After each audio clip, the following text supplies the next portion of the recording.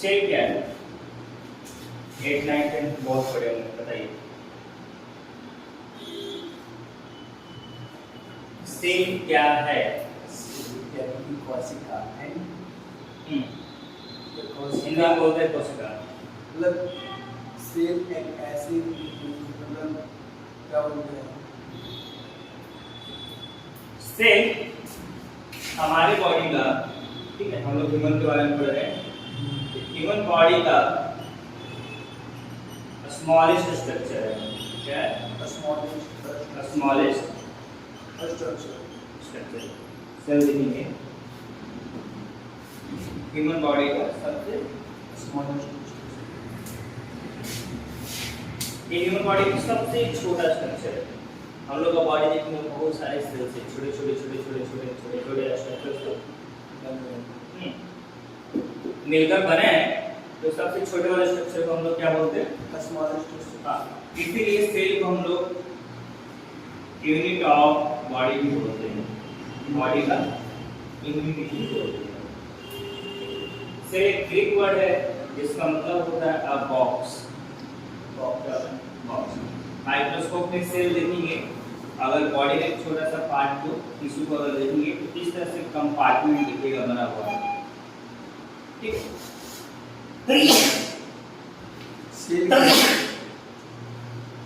इस तरह से दिखेगा, तो इसे सेल बोला गया था।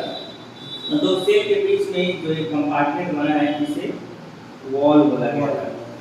क्या बोला गया था? वॉल। तो सेल के बारे में बात कर लेंगे तो सेल हमारे बॉडी का सबसे छोटा स्ट्रक्चर है और ह्यूमन बॉडी में अनकाउंटेबल है। इतने सारे हैं कि जिसे हम लोग काउंट नहीं कर सकते। तो एक लाइन लिख सकते हैं, ह्यूमन सेल या cell is the smallest structure of human body. The cell is the smallest structure of human body. मैं यहाँ लिखता हूँ, अब cell is the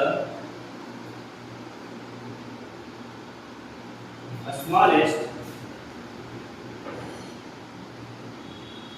structure of human body. Cell क्या है? ह्यूमन बॉडी का सबसे छोटा स्ट्रक्चर है। एक ह्यूमन बॉडी में देखेंगे तो अनकाउंटेबल सेल्स होते हैं, बहुत सारे होते हैं। ऐसा माना जाता है एक एडल्ट में अप्रॉक्स 100 ट्रिलियन सेल्स होता है।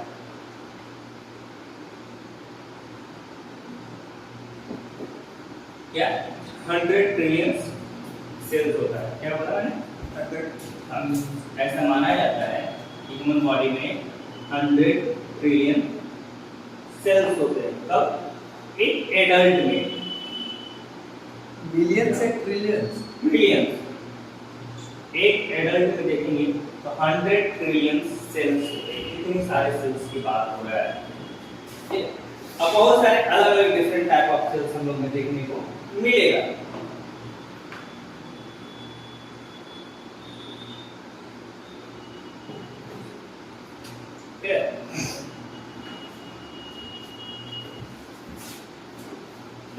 अब हम कर लेते हैं इन ह्यूमन बॉडी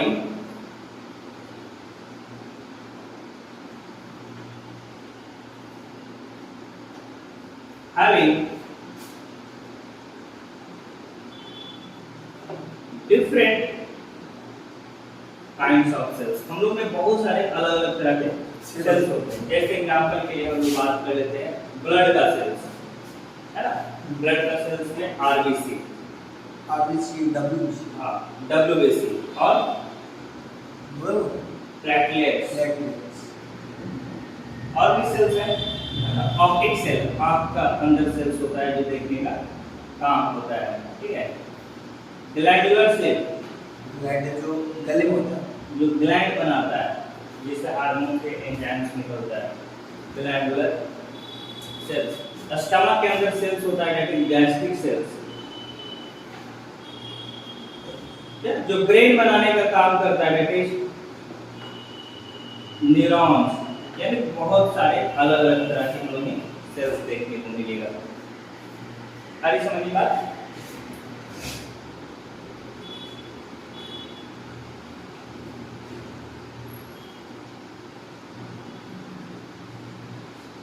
ये प्लेटलेट्स क्या होता है? प्लेटलेट्स सेल्स है, प्लेटलेट्स ब्लड का सेल है। क्या? ब्लड का सेल है प्लेटलेट्स। प्लेटलेट्स की कमी देखेंगे तो हमारे बॉडी में इंटरनल ब्लीडिंग होना शुरू होता है। प्लेटलेट्स की कमी के कारण बॉडी में इंटरनल ब्लीडिंग वगैरह ये सब होता है। यहाँ तक मेरा ऊपर वाले पॉइंट बताता हूँ।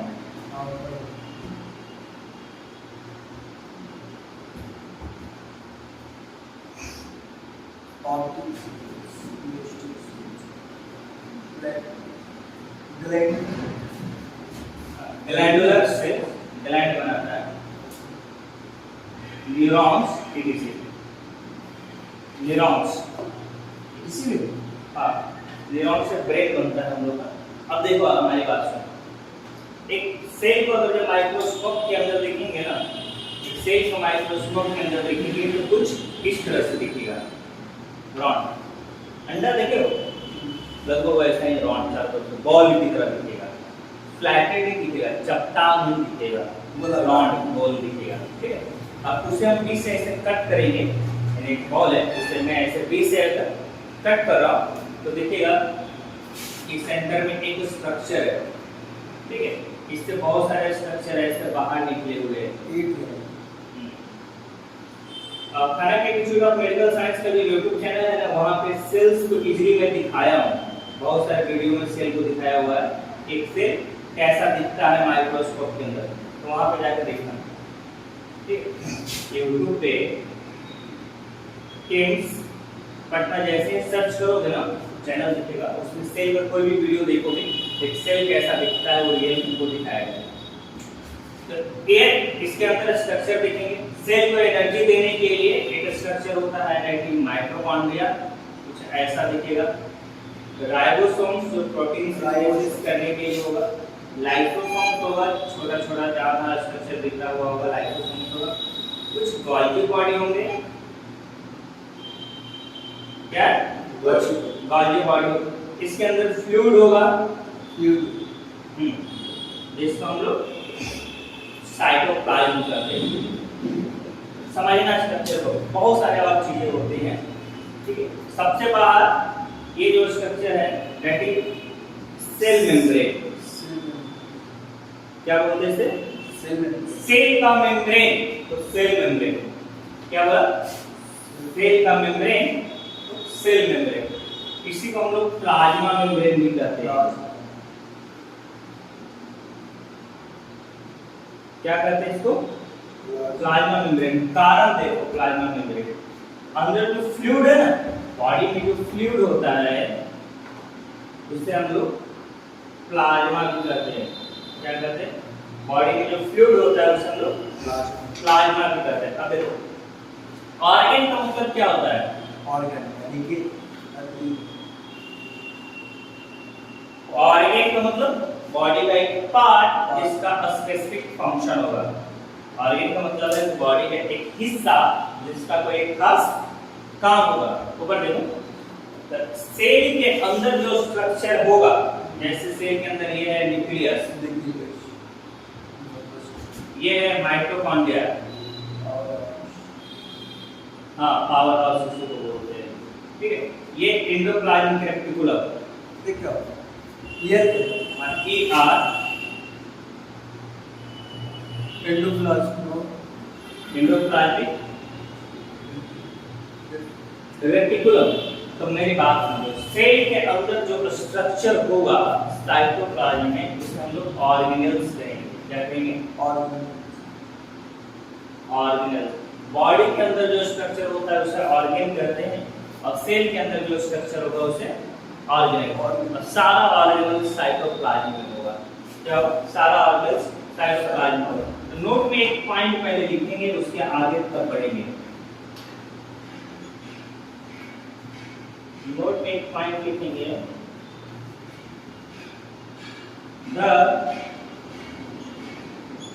the structure of cell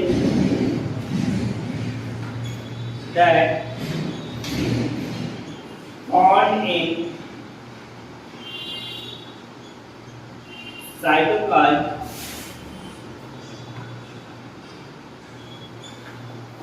are known as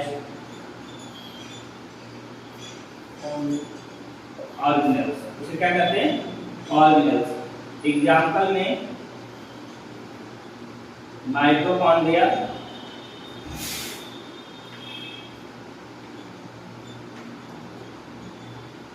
endoplasmic reticulum, nucleus, it is वो ऑर्गन कहते हैं, ऑर्गन सेल। ऑर्गेनेल्स।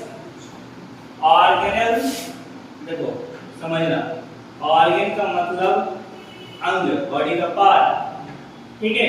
तो ऑर्गेनेल्स का मतलब अंग यानी सेलुलर स्ट्रक्चर, सेल का पार्ट या सेल का स्ट्रक्चर। समझ में आ रहा है मेरी बात? बट समझ में आ रहा है?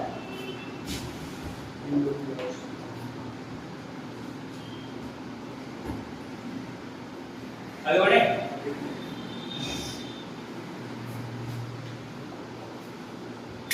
नहीं आएगा समझ में, आराम से पूछना।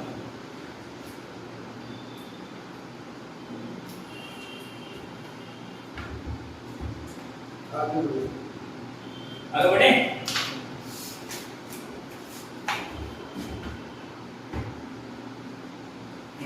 अब वापस इस जगह आते हैं, ठीक है। तो ये एंडोप्लाज्मिक रेटिकुलम हो गया, ये राइबोसोम्स, ये भी क्या है? ऑर्गेनेल्स है। यहाँ लाइसोसोम्स, ये भी क्या है? ऑर्गेनेल्स है। एंडोप्लाज्मिक रेटिकुलम ये मैंने बनाया, ये देखिए गोल्गी बॉडी, ये भी क्या है? डायग्राम में हम लोग लिख सकते हैं typical structure of cell under microscope. Figure में लिख लेना नीचे,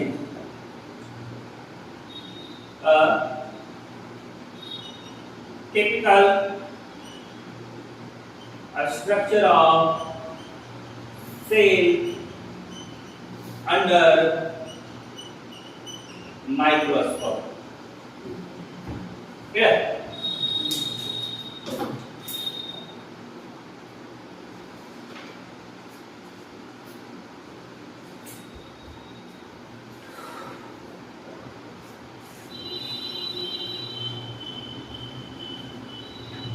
सेल मेम्ब्रेन के अंदर ही वो आता है ना, प्लाज्मा मेम्ब्रेन। सेल मेम्ब्रेन के अंदर सारा स्ट्रक्चर है। प्लाज्मा मेम्ब्रेन एक लिक्विड है, जेली लाइक स्ट्रक्चर है। जेली समझते हो? Gel like structure. अंडा फोड़ेगा ना, अंडा में से जो व्हाइट वाला मटेरियल निकलता है वो उसका साइटोप्लाज्म होता है, वही है, वैसा रहता है। क्लियर?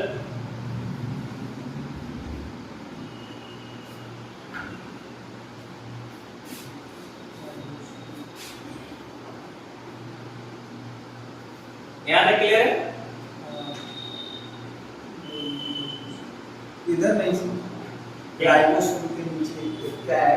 गोल्गी है। ये गोल्गी बॉडी क्या होता है? गोल्गी बॉडी, ये गोल्गी बॉडी ग्लाइकोजेन वगैरह सब का बना हुआ न्यूक्लियस के ऊपर स्ट्रक्चर होता है, जिसमें ये इस तरह से होता है। इसमें जब ड्रॉप प्लेट आगे मिलेगा ना तो ये स्ट्रक्चर बड़ा होते जाएगा ऐसे। आगे हम बताएंगे गोल्गी बॉडी के बारे में। ये सारे स्ट्रक्चर को हम लोग डीपली पढ़ेंगे, फिर ये टूट के अलग होना शुरू होता है। दैट इज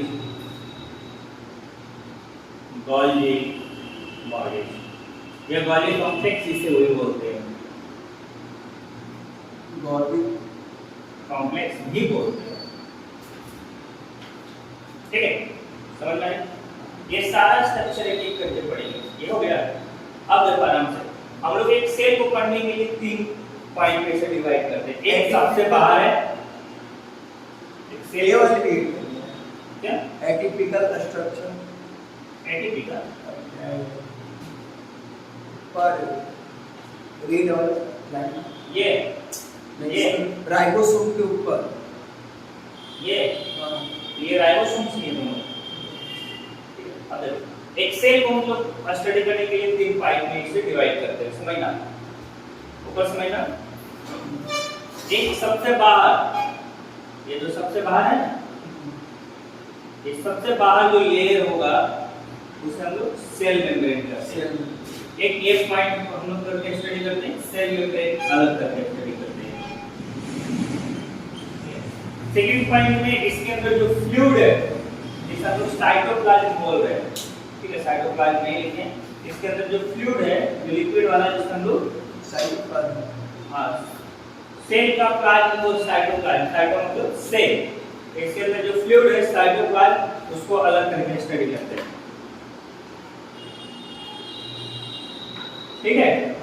अब साइटोप्लाज्म को जब स्टडी करते समय साइटोप्लाज्म के अंदर जो स्ट्रक्चर है, जैसे nucleus, endoplasmic reticulum, mitochondria, ribosomes, lysosomes, ये सब इसके अंदर जो स्ट्रक्चर है ये सब इसी के अंदर स्टडी करते हैं। साइटोप्लाज्म एंड ऑर्गेनेल्स एक साथ स्टडी करते हैं। फिर उसके बाद न्यूक्लियस भी ऑर्गेनेल्स है, क्या है? न्यूक्लियस भी ऑर्गेनेल्स है, बट इसे हम लोग अलग करके स्टडी करते हैं क्योंकि बहुत इंपॉर्टेंट है ये जेनेटिक मटेरियल को होल्ड करके रखता है। क्या करता है? जेनेटिक मतलब डीएनए, आरएनए, क्रोमोसोम सब इसी का काम है, ठीक है। पेरेंट्स से कैरेक्टर उसके आपस में यानी बच्चों में कैसे जाता है सब इसी का काम नाम है, सेल डिवीजन में इन्वॉल्व होता है, तो इसको थोड़ा अलग करके स्टडी करते हैं। तो एक सेल को स्टडी करने के लिए 3 पार्ट में डिवाइड कर लेते हैं। एक जो इसके चारों तरफ घिरा हुआ होता है दैट इज सेल मेम्ब्रेन, दूसरा जो इसमें फ्लूइड होगा दैट इज साइटोप्लाज्म, और फ्लूइड में जो स्ट्रक्चर प्रेजेंट होगा ऑर्गेनेल्स वो, और लास्ट वाला पॉइंट में बताया न्यूक्लियस को अंदर करके स्टडी करते हैं। समझ में आ गई बात? तो हम लोग बोल सकते हैं a typical cell as seen under the microscope consists of 3 parts। जो माइक्रोस्कोप के अंदर देखेंगे तो इसके अंदर 3 स्ट्रक्चर में दिखता है जो हम लोग इजीली स्टडी करते हैं। है बेटा?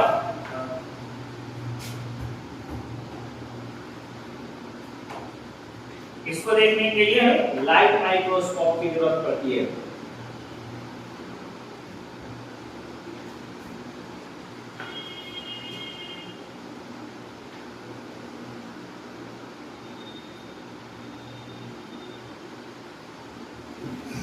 तो एक लाइन लिखिए, a typical cell as seen by the light microscope consists 3 basic components। Optical, क्या ऑप्टिकल बोले ना, a typical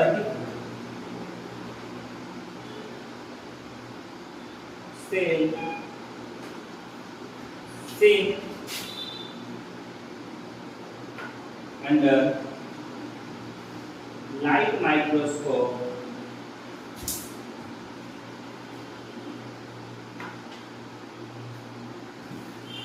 under light microscope consists of 3 basic components। Consist of 3 basic components। 3 basic components इसके अंदर देखने को मिलता है। कारण cell membrane,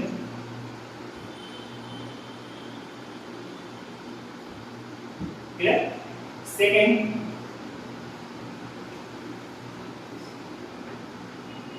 cytoplasm and organelles. Organelles समझ में आ रहा है ना? और last one is nucleus. Last में न्यूक्लियस। एक एक करके हम लोग तीनों स्टडी करेंगे।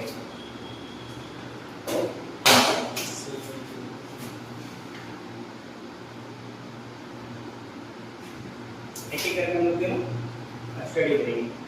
देखो सेल को अच्छे से समझना है ना, तो माइक्रोफोन यूज करते हैं, हाँ या ना? तो माइक्रोफोन पे किम्स पढ़ना सर्च मारना, ठीक है? और किम्स पटना जब सर्च मारोगे तो इसका यूट्यूब चैनल ओपन होगा, फिर उसमें जो प्ले लिस्ट है, ठीक है, प्ले लिस्ट में सेल फिजियोलॉजी का एक प्ले लिस्ट बनाया होगा। कौन सा?